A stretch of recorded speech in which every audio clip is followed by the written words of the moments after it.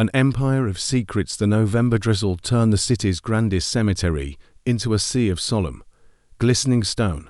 Victoria Blackwood, a woman for whom empires bent to her will, stood before the marble mausoleum of her son, Adrian. It had been 3 years since he died in a car accident, leaving a gaping, irreparable void in her life. At 55, she had commanded an industrial dynasty, but none of her power could mend a shattered heart. As she clutched a bouquet of white lily, she saw a sight that froze her in place.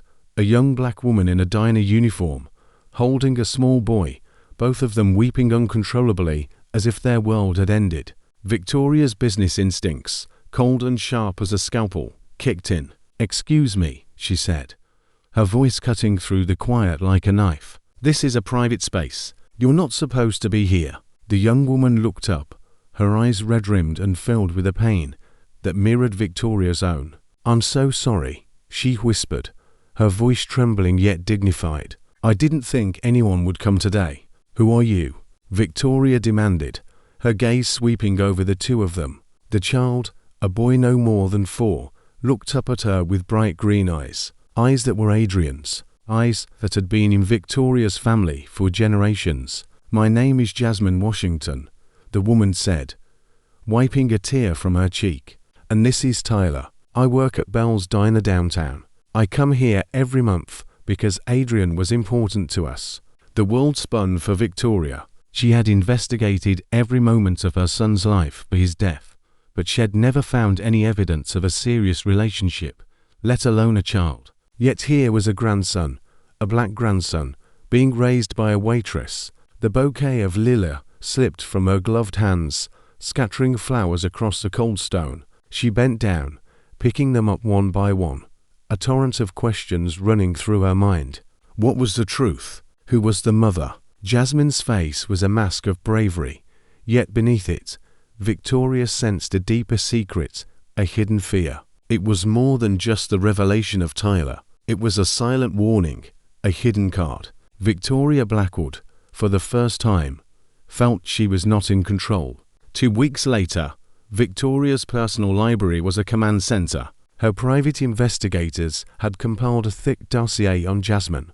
2 jobs, a 1-bedroom apartment in a struggling neighborhood, and no formal education after high school. Yet, a crucial piece of the puzzle was missing.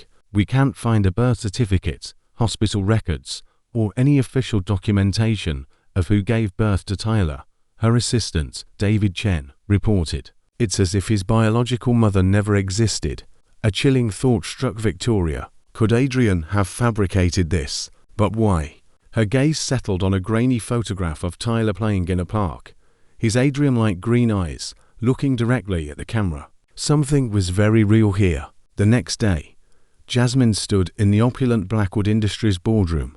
The 60-story glass building seemed to challenge her, and Victoria's office on the top floor felt like a throne room.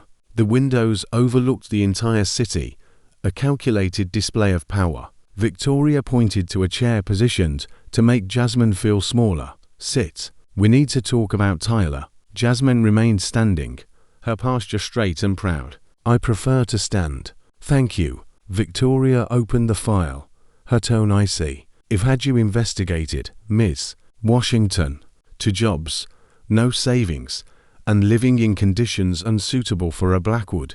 Tyler is well cared for and loved," Jasmine replied, her voice calm and firm. Victoria's lips curled into a smile that never reached her eyes. "I'm sure you try, but a Blackwood heir deserves more than you can provide. He deserves the best money can buy." She pushed a check across the mahogany table. $200,000 to start. "Tyler will come to live with me. He will receive the education and life he deserves. You can visit on weekends, of course." Jasmine stared at the check, if it were a venomous snake. "Are you trying to buy my son?" "He's not your son," Victoria countered, her mask of civility slipping. "He's my grandson, blood of my blood. Frankly, a 20-something waitress can't offer him what a family like mine can." A sharp, humorless laugh escaped Jasmine. "You want to talk about family, Victoria? For 3 years, Tyler has called me Mom. I wake up with him in the middle of the night when he has nightmares. I teach him math at our kitchen table. I read him bedtime stories. That's family. Those are noble sentiments. But reality is harsh, Victoria said, standing up to her full height. He deserves private schools, trips around the world, and opportunities you will never be able to give him. And he deserves unconditional love. Jasmine shot back, something you clearly never gave your son. The silence that followed was deafening.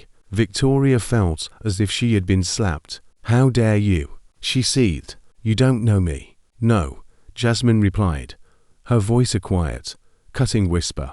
But I knew your son, and I know exactly why he never mentioned Tyler to you. Jasmine picked up the check, tore it in half, and let the pieces flutter to the floor. Tyler is not for sale. Then we will do this the hard way. Victoria snarled, her voice a low threat. I have resources you can't imagine. Lawyers, investigators, connections at every level of power. I will prove that a single mother with no formal education and living in poverty is not in the best interest of the child. For the first time since she had walked into the room, Jasmine smiled, and something about that smile sent a shiver down Victoria's spine. You think of me as just a poor waitress you can scare, Jasmine said softly. But there are things about me, about Tyler, and about Adrian that you haven't discovered yet. And when you do, let's just say your investigators aren't as good as you think. She turned and walked to the door, pausing only to look back over her shoulder. Next time you want to talk about Tyler, Victoria, it will be on my terms, not yours. Victoria stood alone in her office, the torn check on the floor. For the first time in decades, she had lost a negotiation. She couldn't shake the feeling that this woman, this simple waitress, held a secret that rendered all of Victoria's power irrelevant. 3 days later, Victoria's lead attorney, Richard Thornton, called. His voice, usually unflappable, was tight with tension. Victoria, Miss Washington has legal representation. With what money? Victoria scoffed. Some unprepared public defender. It's Morrison, Caldwell, and Pierce, Richard said slowly. They're representing her pro bono. Victoria's hand nearly crushed her phone. Morrison, Caldwell, and Pierce was one of the nation's most prestigious law firms, known for never losing a major civil rights case. This was impossible. Meanwhile, in Jasmine's modest apartment, another meeting was underway. Sitting on the couch were Dr. Michael Chen, a renowned law professor from Columbia University, and Amanda Torres, an investigative journalist known for exposing corporate corruption. In the middle of it all was an elegant older woman in her 70s, whom Jasmine treated with obvious affection and respect. Aunt Helen, thank you for coming, Jasmine said, embracing the woman. I know it was a long flight. Helen Washington smiled, her eyes gleaming with the same fire that Jasmine had shown in Victoria's office. When you called and said the time had finally come, I cancelled all my meetings. We've been waiting for this for 3 years, Dr. Chen opened a thick portfolio. Jasmine, are you sure you want to do this? Once we start, there's no going back. Victoria Blackwood has immense resources. I've been preparing for this moment for 3 years, Doctor, Jasmine replied, her voice resolute. Every night class I took, every law book I read, every contact I cultivated has been for the purpose of protecting Tyler and honoring Adrian's memory. Amanda Torres looked up from her laptop. The evidence you've gathered is impressive, Jasmine. 3 years of meticulous documentation of Blackwood Industries' questionable business practices, including bribery and systemic labor violations. Aunt Helen walked to the window, looking out at the city lights. Victoria thinks her wealth makes her untouchable. She has no idea. My niece spent the last 3 years tracking her every move, every dirty deal, every tax evasion scheme. My parents died when I was young, so Aunt Helen raised me. Jasmine explained to Dr. Chen. She taught me that knowledge is the one weapon they can't buy or steal from you. Jasmine's phone rang. It was Victoria, her voice a fury of confused rage. What game are you playing? Morrison, Caldwell, and Pierce. How can a waitress hire lawyers of that caliber? Jasmine put the phone on speaker. I warned you, Victoria. There were things you didn't know about me. I will use every resource I have to get what I want." "What resources?" Jasmine interrupted softly. "Because what I'm seeing on the news is that your bank accounts were just frozen." Victoria frantically typed on her computer, "Access denied. Access denied. This is impossible." "What your investigators failed to mention," Jasmine continued calmly, "is that Amanda Torres isn't working alone.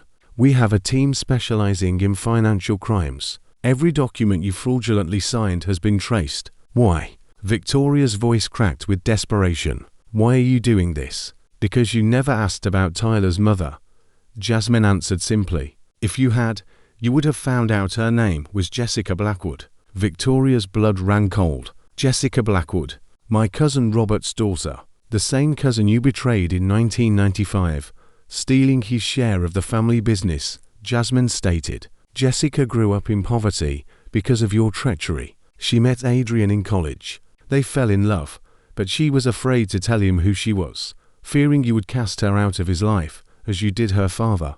When Jessica died in childbirth, Adrian came to me in his desperation. I was his best friend.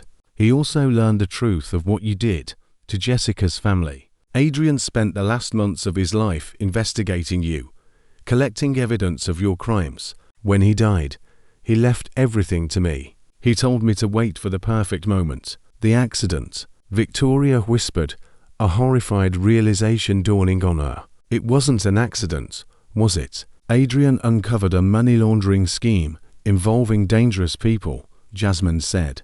"People you hired to solve problems. They killed your own son, Victoria. He died because he found out the truth."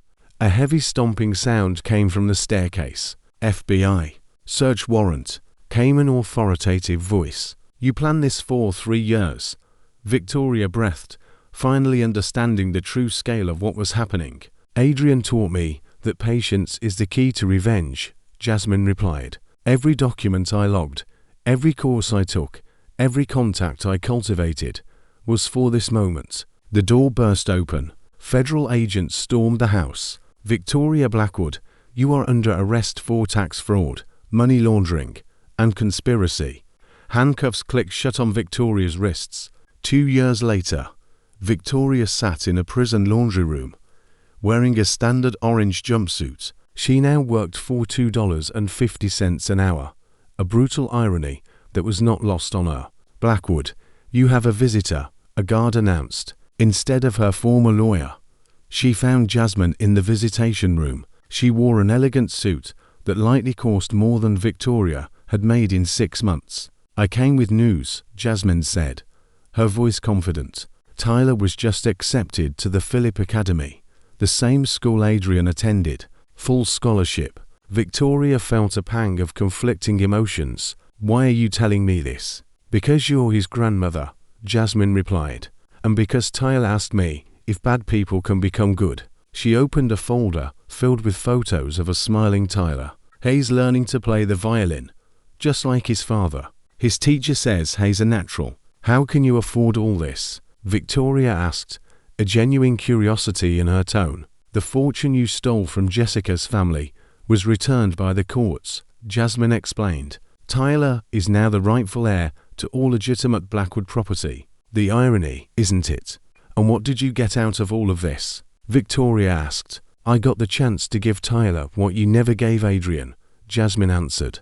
"A family that values love over money, and the peace of knowing Jessica and Adrian can finally rest." Jasmine stood to leave. "Is he happy?" Victoria asked, a single tear tracing a path down her cheek. "He is loved," Jasmine replied, "and that's all that ever mattered."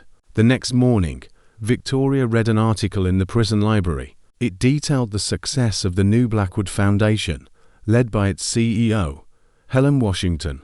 The article mentioned a recent partnership with a civil rights law firm and an investigative journalism center to expose corporate corruption. "Some people think revenge is about destroying your enemies," Victoria muttered, remembering the article she'd read about Jasmine. "But sometimes the sweetest revenge is building something so beautiful they regret not being a part of it." She finally understood. Jasmine's victory was not in destroying her, but in building a future where Tyler would never have to face the same greed and treachery. Have you ever had to fight for what you believe in, even when the odds were stacked against you?